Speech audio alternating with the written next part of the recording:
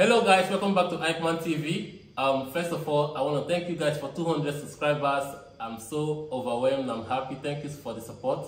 And also, if you're wondering why I have this over my head, it's I recently had to get a haircut, and I walked into a Chinese barber shop, and obviously there was a communication problem, and I ended up with this. So for this video and subsequent videos, I'm gonna have to put this over my head at least until my hair grows back. So in this video, I'm gonna be sharing details about my admission process to Griffith University, and I have someone here with me, my friend and my flatmate, Daphne. Say hi to the audience. Hi. Yeah. So Daphne is from Zimbabwe. I'm from Nigeria. So we are gonna be sharing details of the processes we took to get our admission and our student visa. So sit back and enjoy. The first question, how did you apply to Griffith University? Did you have to go through an agent, or did you apply, on your own? I used an agent. My agent was called Koala Education Services. It's based in Zimbabwe. So I used an agent. They did everything. All I did was just provide them with my documents. So they applied for me for the school and for the visa as well. Oh wow, that's nice. Well, I also used an agent to apply because Griffith University mandates all students coming from Nigeria to go through an agent, and sometimes they recommend the agent for you, but if not, we have agents who applied from Nigeria to Griffith University. So I just had to submit my results, my bachelor's results. I don't have a master's degree, but I went for a PhD position, and I got the admission and scholarship. So I also submitted my my proposals, my English proficiency test and stuff like that. What, did you write your English exam? No, I didn't write the English test because we just went to my university. I was like, please give me a letter showing that I studied in English here, and they did that, and I'm glad Griffith honored that. So I didn't have to write any TOEFL or IELTS or GRE stuff like that. Yeah, same as me, because if you only have in Zimbabwe, we call it ordinary level. If you have ordinary level English, we did it in high school, then there's no need for you to write an English exam. And if they wanted English proficiency, I would have gone to the university and get that letter that says I did my degree in. And I think it's unfair, asking Nigerians to provide English proficiency tests, because Nigeria is actually an English-speaking country. All our courses are taught in English. And well, I'm happy things are changing now, because I also got admitted to a university in the United Kingdom, and I didn't have to provide the test. I also got admitted to another university in the Netherlands, but these were passed in 2020. I didn't have to write any tests. I've never written any tests, and I won't write any tests because I speak English quite well. So what am I writing a test for? Now let's talk about the visa process. So how was it? I mean, how did you apply for your visa, and how did you handle the medicals and biometrics, and how long did it take for your student visa to come out? And also your COE. I think you should get that before applying for the visa, right? So how was the process? Well, I started my applications in March last year. So the offer letter, it came late. It came in July. I wanted to start in July last year, but then the offer letter came late. And when it came, people already had like 2 weeks to start their trimester. So you were 2 weeks late. Yeah, you can say that. So what I did, I just deferred to start in February this year. So when my offer letter came, I just told my agent that I want to defer. So then we started the visa application. For visa applications, I just like the offer letter that comes is conditional, right? It's conditional. That's for if you don't have a scholarship. So you have to provide like a passport and I don't know, something else. So after you provide them with that, they give you an unconditional offer letter. After the unconditional offer letter, you just sign and wait for the COE. So when my COE came, we started the visa application. My agent just sent me a link to create my own immigration account, and then I opened my email account and filled in all the details, and just told my agent that I'm done, and she was gonna handle all the work. And I did my biometrics and my medicals. Did you do it the same day? Yeah, I did it on the same day. Oh, really? Yeah, I just booked an appointment Did you have a lot of people in the medicals and biometrics place? Did you meet a lot of people who came for the same process? For Australia, I met one girl at the medicals, and then at the biometrics, I met another girl. Yeah, but there were so many people. I think maybe I went too early. Yeah. It's always advisable to go early. So you get it done. Yes. So I went early, and after I did my biometrics and my medicals, I just told my agent that I'm done, and then she finished everything else. My visa came out after 2 weeks after I did my biometrics and my medicals. It didn't take much long. That's why I came earlier. Yeah, I understand. Yeah. Well, it's actually different. The case is different for Nigeria, because my visa process, I applied around 24th December 2022, and I was mandated to do the medicals and biometrics. And since I was based in Uyo, the process would be completed in Lagos, so I had to fly to Lagos. You actually have an option to choose between Lagos and Abuja, but I had to choose Lagos. So I flew to Lagos to get it done. I went for the medicals. It was I met a lot of people. In fact, if you come late, you won't be able to do that stuff. So I had to go there as early as 5:30 a.m. just for me to meet up.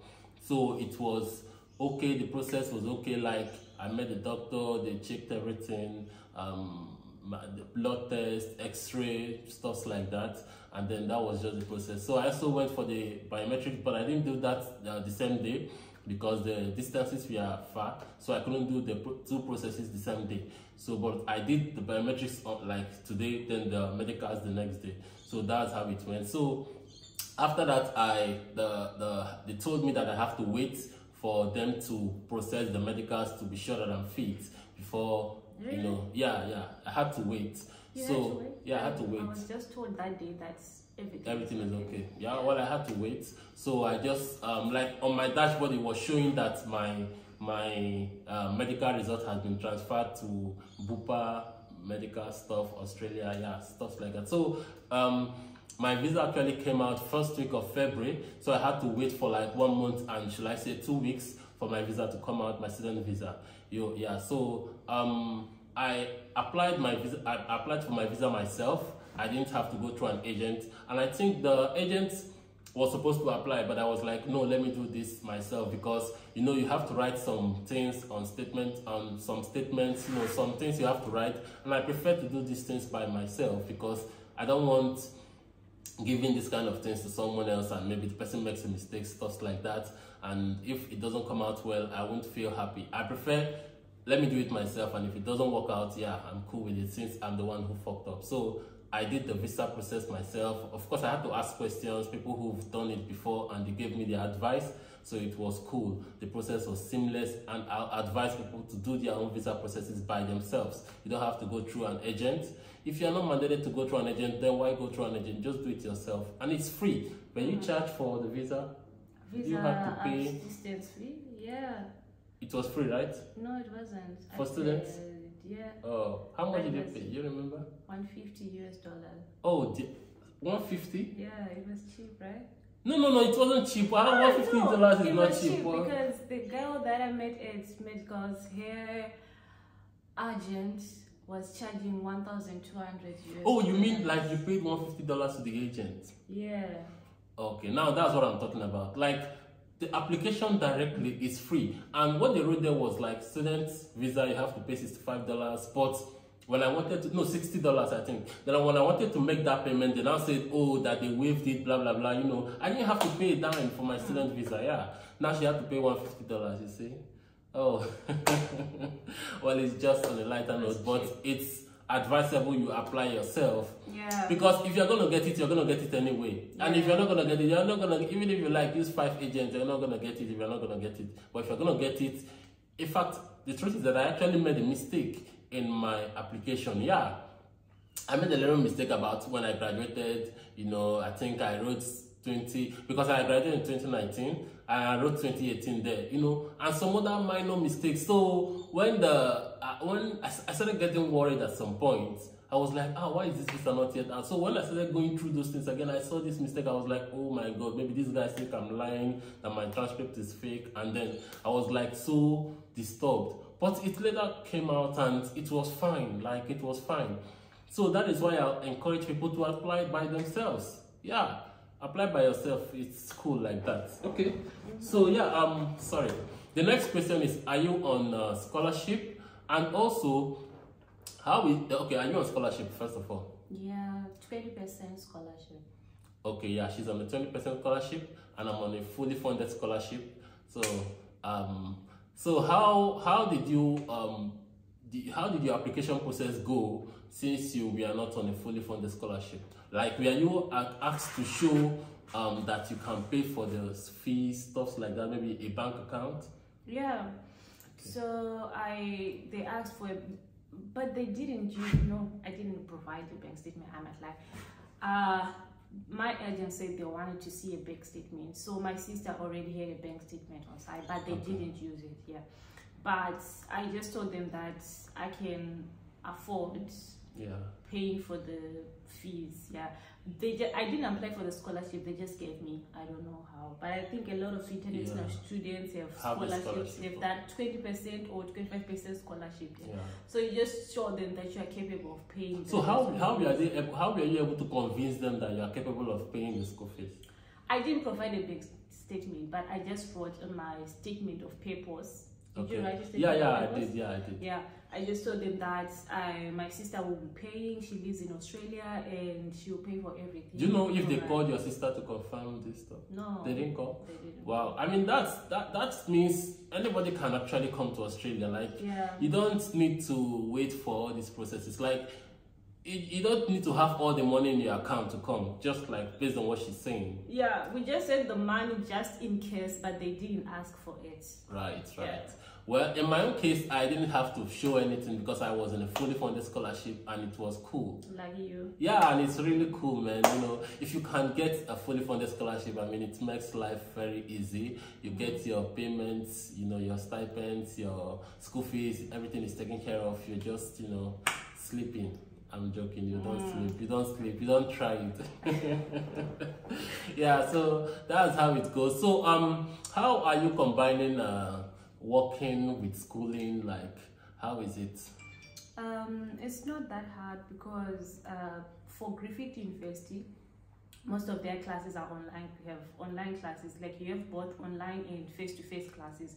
So you can just work and then come back and watch the lecture afterwards, because they put the recordings on the websites, so it's easier. You can just come back and watch. But as for me, I have lectures Monday, Tuesdays and Wednesdays, so I prefer going to my classes face to face because I understand much better when I'm in class than online. Yeah, I only have one online class, so Monday, Tuesdays and Wednesdays I go to school, and then Thursday, Friday, Saturday and Sunday I go to work. I can work as many hours that I want right now. Yeah, there's no restriction right now for students. I heard, there's no restrictions. You can work 24 hours if you like. They are gonna review like the new law in June or July. Yeah. So for now we have unrestricted working hours. Wow. See, that's so cool. Like, you know, if you come on a student visa now, you can work as many hours as you want, and the minimum wage in Australia is really nice. Like, it's very, I think it's one of the highest in the whole world. Sure. Like, I mean, the minimum wage, the pay, like you can earn anywhere around $30 to $50. It goes as high as $50, right? Yeah, $50. Australian dollars is different from US dollars, please. Per hour, yes, per hour, yes. But on a student visa, you are permitted to work 20 hours a week, but that doesn't apply currently, just as she said, because of they relaxed the rules, so students can actually work as long as they want. Yeah. So for me, I don't have to combine any work with any studies. For now, I'm not working. I just don't want to work for now. Yeah, I'm lazy, right? You know, when I was in Nigeria, I was like, oh, when I come, I'm gonna work, I'm gonna do this. But now I'm here, like, I want to sleep, and then I'll just go to the office and do my stuff and sleep. So yeah, I'm lazy. I'm thinking that should change, and very soon. Okay. Okay. Right. So I think that's it. So yeah, I think this is the end of the video. If you have questions regarding maybe studying in Australia, I know there are a lot of paths you have to take. There is no one path. Like she said, you don't have to get a fully funded scholarship before you come. And I got a fully funded scholarship. So either way, you just have to get admitted, because that will make the process of the visa process easier. Yeah, because if you don't have an admission, it's really difficult to get the visa. And if you are rejected, I think it kind of sets a bad precedent for you for subsequent applications. I mean, if you apply for the visa and you are rejected, like, you know, it's going to be on your record. So whenever you have to apply for any other visa, even in US or Canada, UK, you'll be asked, have you been rejected before? You have to say yes. And then I think that's going to like affect in maybe one way or the other. So it's better to have your admission secured before you try to apply for the student visa. Yeah, I think that's just, it makes sense that way. You know, you don't just come out of the blues and start applying for visas anyway. You're gonna get yourself in trouble. So my advice is just calm down, have a plan. If you want to relocate, you can do it. It's not rocket science. Like, it's not rocket science. And I had some, like, I met this other girl in Zimbabwe. She was applying for a visitor's visa.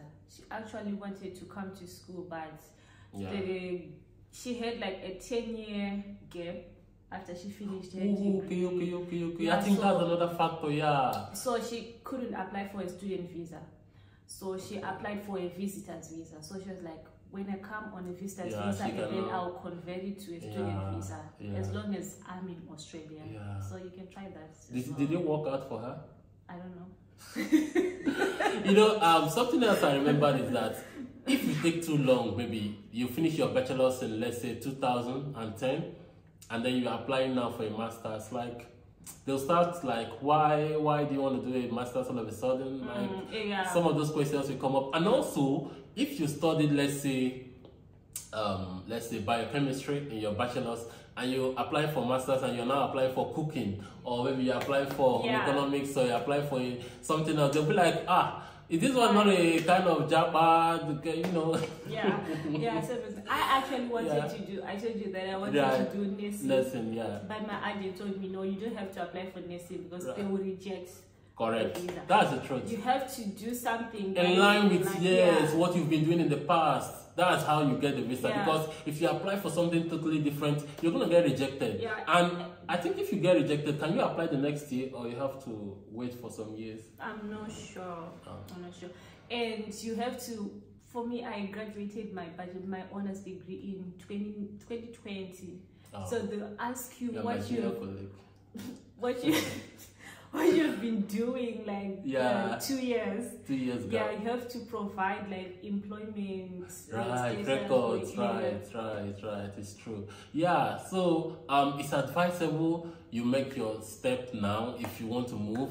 Like, don't wait till you are like 10 years, you have 10 years gap, 15 years gap, man, it's going to be difficult getting the visa.